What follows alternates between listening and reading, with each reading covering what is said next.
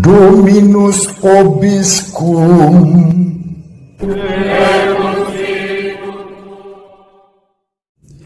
Sahabat peradaban kasih ekologis yang terkasih, selamat berjumpa dalam edisi khusus pada episode kali ini. Saya ingin berbagi persiapan saya saat saya diminta oleh Suster Maria Monica SND sebagai provinsial. Beliau meminta saya untuk berbagi pemahaman dan pengalaman terkait dengan bagaimana kita membangun relasi dalam keberagaman, khususnya hubungan antar umat beragama. Nah, dalam konteks itu saya mengajak para suster SND dimanapun berada di seluruh dunia ini untuk memberi perhatian dalam refleksi ini tentang Eco-Interreligious Leadership for Justice and Peace. Keberagaman agama saat ini harus ditempatkan dalam konteks perawatan bumi sebagai rumah bersama.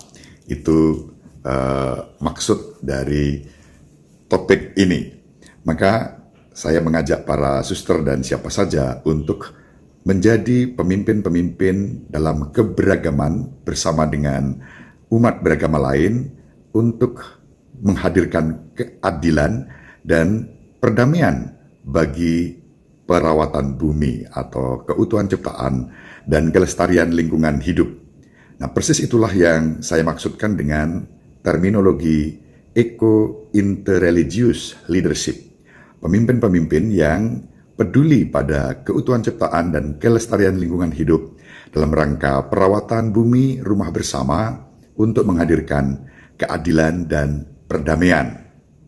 Itu yang saya persiapkan untuk disampaikan pada tanggal 5 Oktober 2021 penyelenggaraan Tuhan, bahwa pada berita Kompas hari ini 5 Oktober 2021 pada Kilas Luar Negeri dimuat berita kecil tetapi menurut saya maknanya sangat dahsyat dan besar dengan judul Paus Fransiskus serukan solusi konkret.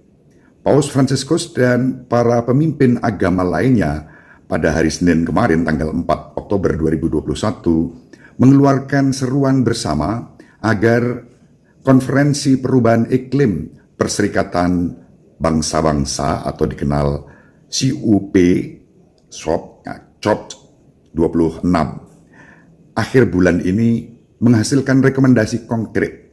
Hal itu sangat diperlukan untuk menyelamatkan bumi dari krisis ekologi yang belum pernah terjadi sebelumnya. Seruan Paus itu muncul setelah pertemuan Faith and Sciences Talks COP26. Pertemuan dihadiri para pemimpin umat Kristiani serta perwakilan dari Islam, Yudaisme, Hindu, Sikh, Buddha, Konfusianisme, Taoisme, Zoroastrianisme, dan Zainisme. Mereka menyatakan perubahan iklim adalah sebuah ancaman besar bagi manusia dan makhluk lainnya yang tinggal di bumi ini. Maka COP26 yang diselenggarakan di Glasgow merupakan panggilan mendesak untuk memberikan respons efektif terhadap krisis ekologi yang belum pernah terjadi sebelumnya dan krisis nilai yang kita alami saat ini. Dengan cara ini, kita menawarkan harapan nyata kepada generasi mendatang, kata Paus Fransiskus. Ia juga mengatakan perbedaan budaya dan agama harus dilihat sebagai kekuatan, bukan kelemahan dalam mempertahankan kelestarian lingkungan. Itu berita yang dimuat di Kompas tanggal 5 Oktober 2021 di Kilas Luar Negeri. Kecil di pojok tetapi punya makna yang sangat dalam. Nah, itu saya jadikan titik tolak seiring dengan permohonan Suster Provinsial, Suster Monica SND. Saya kutipkan seruan Paus Fransiskus dalam ensiklik Laudato Si artikel pertama, Laudato Si mi Signore, terpujilah engkau Tuhanku. Dalam madah yang indah ini, Santo Fransiskus dari Assisi mengingatkan kita bahwa rumah kita bersama adalah seperti seorang saudari yang berbagi hidup dengan kita dan seperti seorang ibu rupawan yang menyambut kita dengan tangan terbuka. Terpujilah engkau Tuhanku karena saudari kami, Ibu Pertiwi, yang memelihara dan mengasuh kami dan menumbuhkan aneka ragam buah-buahan beserta bunga warna-warni dan rerumputan. Selanjutnya pada artikel yang kedua Paus menulis, saudari ini sekarang menjerit karena segala kerusakan yang telah kita timpakan padanya, karena penggunaan dan penyalahgunaan kita yang tidak bertanggung jawab atas kekayaan yang telah diletakkan Allah di dalamnya. Kita berpikir bahwa kita adalah tuan dan penguasanya yang berhak menjarahnya. Kekerasan yang ada dalam hati kita yang terluka oleh dosa tercermin dalam gejala-gejala penyakit yang kita lihat pada tanah, di dalam air, di udara, dan pada semua bentuk kehidupan. Oleh karena itu, bumi terbebani dan hancur, termasuk kaum miskin yang paling kita abaikan dan lecehkan. Ia mengeluh dalam rasa sakit bersalin. Kita melupakan bahwa kita sendiri berasal dari debu tanah. Tubuh kita sendiri tersusun dari unsur-unsur yang sama dari bumi, dan udaranya memberi kita nafas, serta airnya menghidupkan dan menyegarkan kita. Pada artikel yang ketiga, dikatakan lebih dari 50 tahun yang lalu ketika dunia terhuyung di ambang krisis nuklir, Santo Yohanes ke-23 menulis sebuah ensiklik yang tidak hanya menolak perang, tetapi menyampaikan suatu saran perdamaian. Ia mengamanatkan pesannya, Pacem in Terris, kepada seluruh dunia Katolik dan juga kepada semua manusia yang berkehendak baik. Sekarang, dihadapkan pada kerusakan lingkungan global, saya ingin menyapa setiap orang yang hidup di planet ini. Dalam seruan apostolik Evangelii Gaudium, saya menulis kepada semua anggota gereja dengan tujuan mendorong pembaharuan misioner yang berkelanjutan.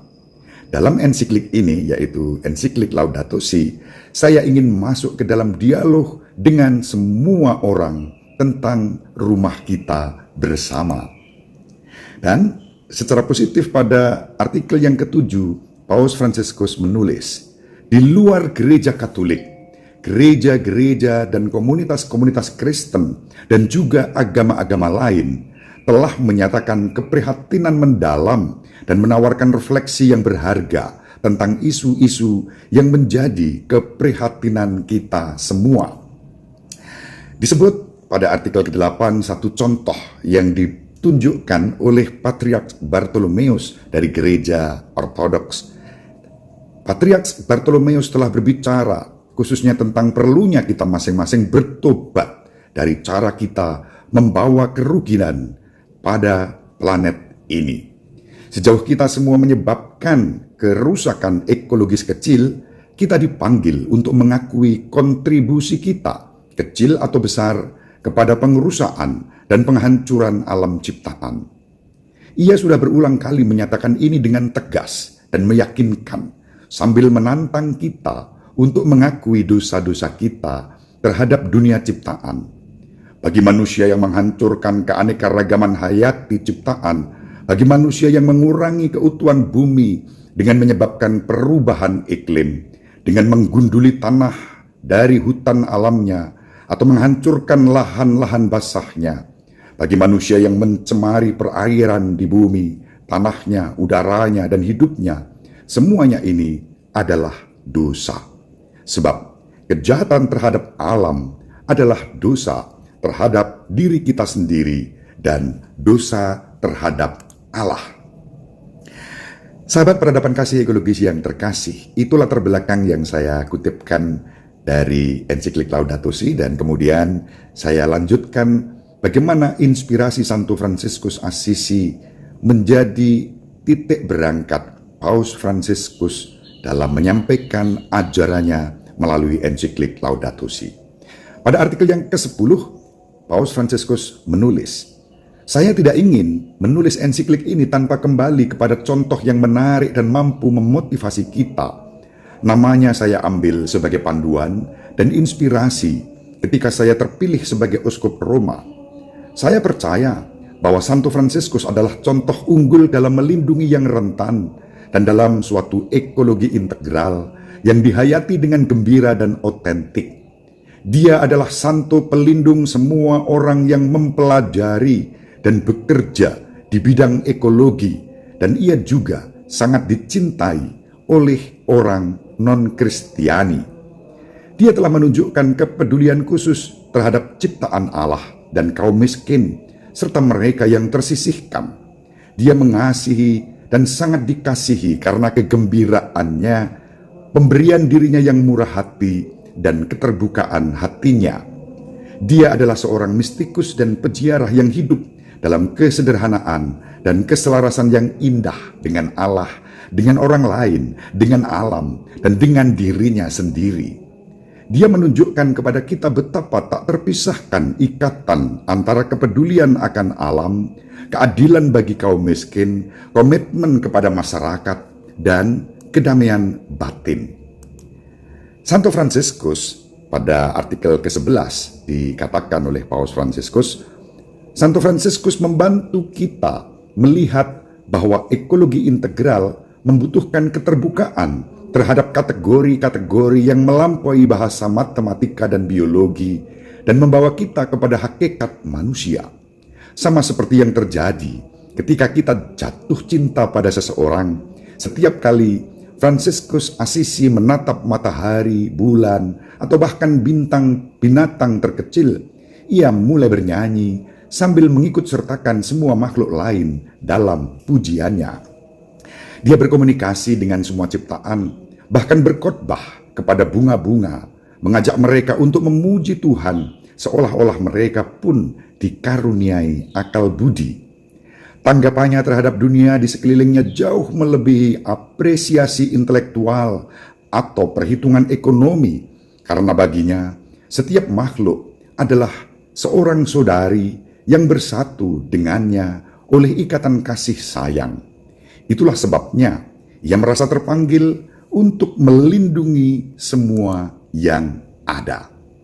Selanjutnya pada artikel ke-12 dikatakan, sebaliknya Santo Fransiskus yang setia kepada Alkitab mengajak kita untuk memandang alam sebagai sebuah kitab yang sangat indah. Di dalamnya Allah berbicara kepada kita dan memberi kita sekilas pandangan tentang keindahan dan kebaikannya yang tanpa batas. Lalu pada bagian terakhir artikel ke-12 dikatakan, itulah sebabnya Fransiskus meminta agar sebagian taman biara selalu dibiarkan tidak diolah, sehingga bunga dan tumbuhan liar bisa tumbuh di situ dan orang yang melihatnya dapat mengangkat budi mereka kepada Allah pencipta keindahan itu. Dunia lebih daripada masalah yang harus dipecahkan, merupakan misteri yang menggembirakan untuk direnungkan dengan sukacita dan pujian. Dengan latar belakang itu, pada artikel ke-13, Paus Fransiskus menyampaikan seruannya. Seruan saya, tantangan mendesak untuk melindungi rumah kita bersama, mencakup kepedulian untuk menyatukan seluruh keluarga manusia guna mencari suatu pengembangan berkelanjutan dan terpadu. Karena kita tahu bahwa segala sesuatu bisa berubah. Sang Pencipta tidak meninggalkan kita. Ia tidak pernah mengabaikan rencana kasih-Nya atau menyesal telah menciptakan kita. Umat manusia masih memiliki kemampuan untuk bekerja sama dalam membangun rumah kita bersama. Di sini saya ingin mengakui, memberi dorongan, dan berterima kasih kepada semua orang yang dalam berbagai bidang kegiatannya yang sangat beraneka ragam berjuang untuk menjamin perlindungan rumah yang kita diami bersama. Apresiasi khusus perlu diberikan kepada mereka yang tanpa lelah berusaha untuk mengatasi akibat-akibat dramatis degradasi lingkungan bagi kehidupan orang-orang termiskin di dunia. Orang-orang muda menuntut perubahan. Mereka bertanya-tanya bagaimana orang bisa mengklaim membangun masa depan yang lebih baik tanpa memikirkan krisis lingkungan dan penderitaan mereka yang dikucilkan. Pada artikel ke-14, Paus Fransiskus menulis, "Maka saya meminta dengan sangat agar diadakan dialog baru tentang bagaimana kita membentuk masa depan planet kita. Kita memerlukan percakapan yang melibatkan semua orang karena tantangan lingkungan yang kita alami dan akar manusiawinya menyangkut dan menjadi keprihatinan kita semua. Gerakan ekologi di seluruh dunia telah membuat kemajuan besar dan berhasil dalam pembentukan berbagai organisasi yang berkomitmen untuk meningkatkan kesadaran akan tantangan-tantangan ini. Sayangnya, banyak upaya untuk mencari solusi konkret krisis lingkungan sering gagal. Tidak hanya karena perlawanan dari mereka yang kuat, tetapi juga karena kurangnya minat dari yang lain. Sikap-sikap yang menghalangi bahkan di antara orang-orang beriman dapat berkisar dari penyangkalan masalah sampai dengan ketidakpedulian, pasrah secara acuh tak acuh, atau kepercayaan buta terhadap solusi teknis. Kita membutuhkan solidaritas baru dan universal, sebagaimana telah dinyatakan Uskup Afrika Selatan. Bakat dan keterlibatan setiap orang diperlukan untuk memperbaiki kerusakan yang disebabkan oleh manusia yang menyalahgunakan ciptaan Allah. Kita semua dapat bekerja sama sebagai sarana Allah untuk melindungi keutuhan ciptaan, masing-masing sesuai dengan budayanya, pengalamannya, prakarsanya, dan bakatnya sendiri. Untuk itu, kita harus menyadari persoalan yang kita hadapi bersama. Pada bab 1, ensiklik Laudato Si, Paus menunjukkan apa yang terjadi dengan rumah kita bersama. Terjadi polusi dan perubahan iklim, polusi limbah dan budaya membuang. Iklim sebagai kebaikan bersama namun dirusak oleh kepentingan-kepentingan sesaat oleh mereka yang kuat. Ada masalah air, dan yang paling harus menanggung akibat dari masalah ini biasanya adalah negara-negara miskin dan kaum miskin juga. Masalah ketiga ialah hilangnya keanekaragaman hayati. Yang keempat, penurunan kualitas hidup manusia dan kemerosotan sosial. Yang kelima, ketimpangan global. Yang keenam, tanggapan-tanggapan yang lemah atas kondisi ini. Dan yang ketujuh, sumber masalah yang dihadapi adalah terjadinya keragaman pendapat mengenai persoalan yang jelas-jelas menimbulkan kerugian bahkan untuk generasi masa mendatang. Pada persiapan ini juga saya sampaikan bagaimana perhatian Paus Fransiskus kepada masyarakat adat. Pada artikel yang nomor 143, Paus menulis, "Bersama dengan warisan alam, juga warisan sejarah, seni, dan budaya terancam. Warisan ini adalah bagian dari identitas bersama setiap tempat dan dasar untuk membangun sebuah kota yang layak huni. Yang penting bukanlah membongkar ataupun membangun kota-kota baru yang disebut lebih ekologis, namun tidak selalu lebih menarik untuk dihuni. Kita harus memperhitungkan sejarah, budaya, dan arsitektur lokal untuk mempertahankan identitas aslinya. Maka, ekologi juga berarti melestarikan kekayaan budaya umat manusia dalam arti luas. Secara khusus, kita dituntut untuk memberi perhatian kepada budaya lokal ketika mempelajari isu-isu yang berkaitan dengan lingkungan hidup, sambil mendukung dialog antara bahasa ilmiah teknis dan bahasa rakyat. Inilah budaya, bukan hanya dalam arti monumen masa lalu, melainkan terutama dalam artinya yang hidup, dinamis, dan partisipatif, yang tidak dapat dikesampingkan ketika kita memikirkan kembali hubungan manusia dengan lingkungan hidup. Pada nomor 146, Paus menulis, "Dalam arti ini, amat penting untuk memberikan perhatian khusus kepada masyarakat adat dan dari tradisi budaya mereka. Mereka bukan hanya suatu minoritas di antara yang lain, tetapi mereka harus menjadi mitra dialog utama, terutama ketika dikembangkan proyek-proyek besar yang mempengaruhi wilayah mereka. Memang, bagi kelompok-kelompok ini, tanah bukan hanya harta ekonomis, tetapi pemberian dari Allah dan dari para leluhur yang dimakamkan di situ. Ruang sakral yang mereka butuhkan untuk berinteraksi demi mempertahankan identitas dan nilai-nilai mereka. Ketika mereka tinggal di wilayah mereka, justru merekalah yang melestarikannya paling baik. Namun di berbagai belahan dunia, mereka berada di bawah tekanan untuk meninggalkan tanah mereka dan melepaskannya untuk proyek-proyek pertambangan serta proyek-proyek pertanian dan perikanan yang tidak memperhitungkan kerusakan alam dan budaya. Apa kemudian seluruh latar belakang itu hubungannya dengan kepemimpinan eko-interreligius untuk keadilan dan perdamaian yang bisa direnungkan oleh para suster SND dimanapun berada di seluruh dunia?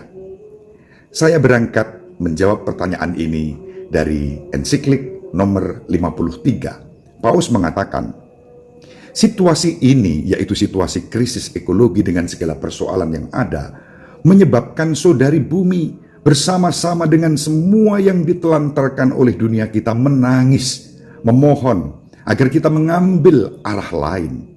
Belum pernah kita begitu menyakiti dan menyalahgunakan rumah kita bersama seperti dalam 200 tahun terakhir.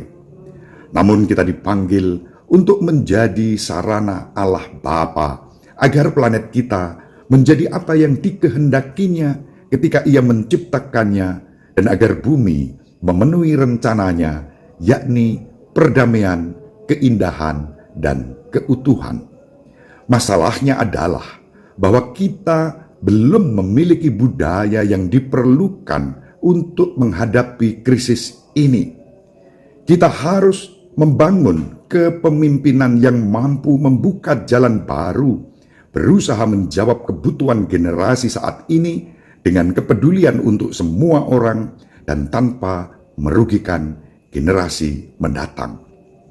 Sangat perlu diciptakan sebuah kerangka hukum yang menetapkan batas-batas mutlak dan menjamin perlindungan ekosistem.